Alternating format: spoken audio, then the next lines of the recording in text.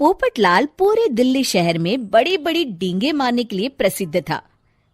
साथ ही वो अव्वल दर्जे का पेटू भी था।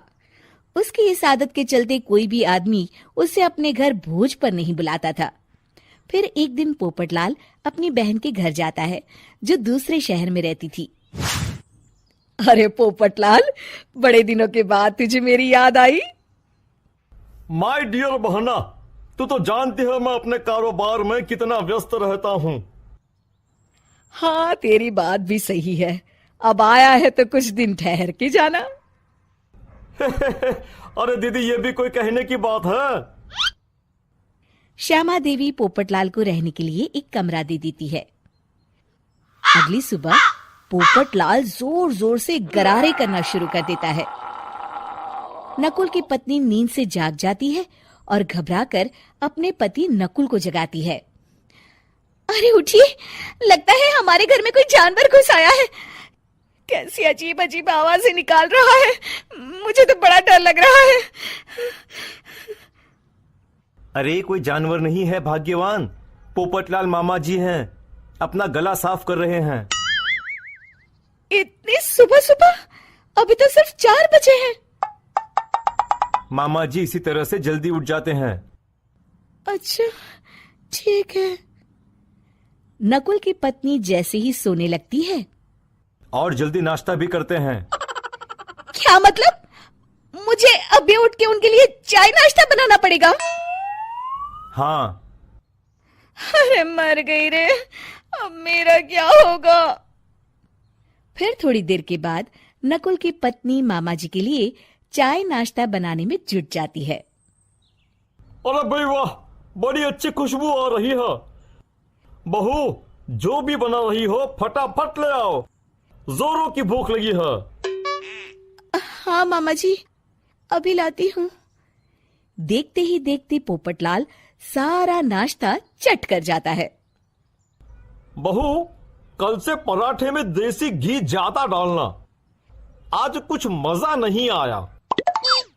हे भगवान, इसका नाम तो पेटू लाल होना चाहिए था। पूरे 10 लोगों का नाश्ता अकेले हजम करने के बाद भी इन्हें मजा नहीं आया। इस तरह रोज पोपटलाल सुबह सुबह घर के सभी लोगों को नींद से बेवक्त जगा देता था और हमेशा खाने की उल्टी सीधी फरमाइश करते रहता था। देखते ही देखते गुप्ता परिवार की दिनचर्या अस्त व्यस्त हो जाती है।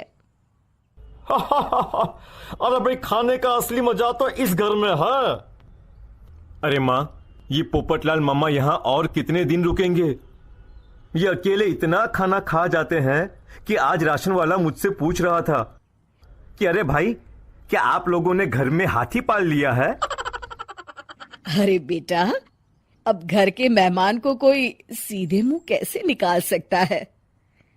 माँ जी, अब बर्दाश्त की इंतहा हो गई है। मैं अकेले इतना काम नहीं कर सकती।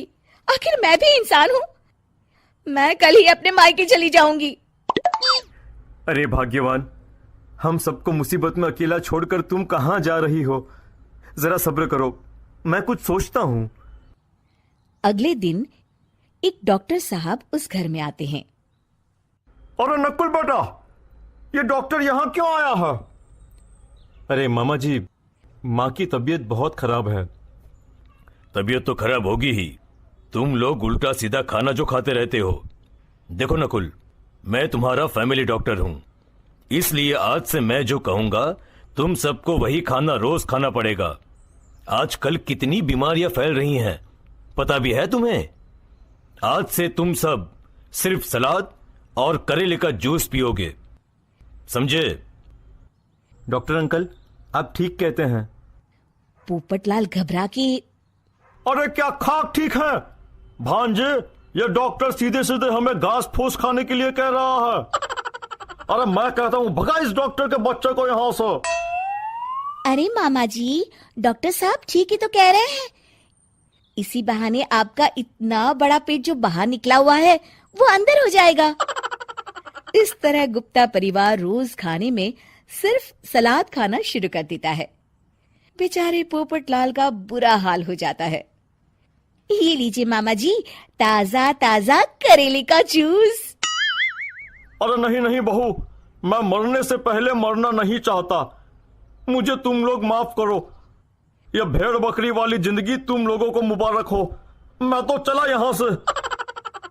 पोपटलाल अगले दिन ही घर छोड़कर चला जाता है। क्यों बेटा नकुल, मेरी अदाकारी कैसी थी? मजा आ गया डॉक्टर। आपने तो बॉलीवुड के कलाकारों को भी मात कर दिया। आपको तो ऑस्कर मिलना चाहिए। बेटा ये थोड़ा ज्यादा हो गया।